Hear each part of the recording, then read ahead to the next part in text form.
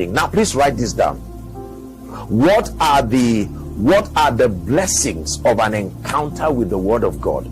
If you encounter the word of God, what do you stand to benefit? Number one, understanding. An encounter with the word of God imparts understanding. Luke chapter 19, or Luke chapter 24 really.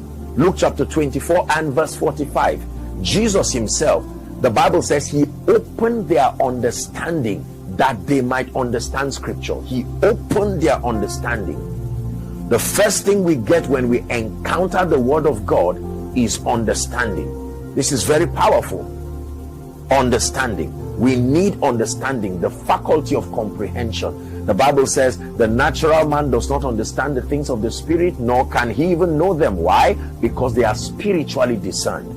Many spiritual things do not make scientific sense. They do not even make sociological sense. It does not make sense to lock your room and pray in the spirit and dance around as a weapon of victory. But the Bible says, I will call upon the Lord who is worthy of praise. It says, so by so doing shall I be saved from my enemies. So you get understanding. Number two, an encounter with the word of God imparts faith. Romans chapter 10 and verse 17. This is doctrine. Romans chapter 10 and verse 17. So then faith comes by hearing, and then the hearing that produces understanding, even by the word of God. Faith comes by hearing, and hearing by the word of God. This is very important. James chapter 1, let's read from verse 5 and 8. James chapter 1, we need faith, the impartation of faith.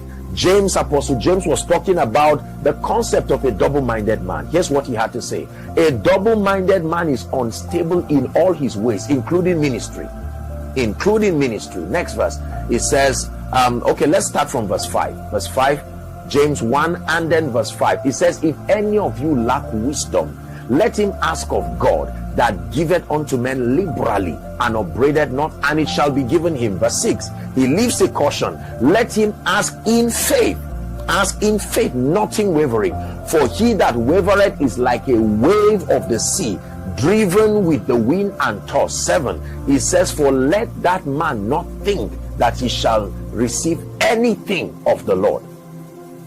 So an encounter with the word of God. You see, the word of God is light, and light gives illumination. The real assignment of the spirit of faith, or faith as we say, is to make you see what God is saying.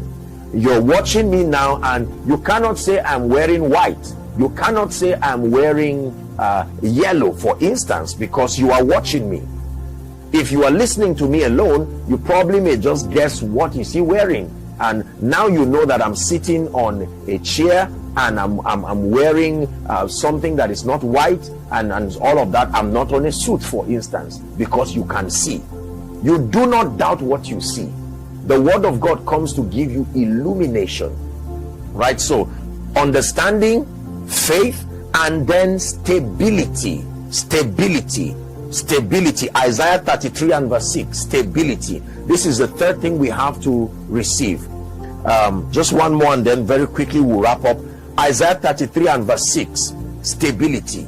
It says, wisdom and knowledge shall be the stability of thy times, and strength of salvation, the fear of the Lord and his treasure. Wisdom and knowledge shall be the stability of your times. Most believers vacillate from left to right because they've not had an encounter with the word.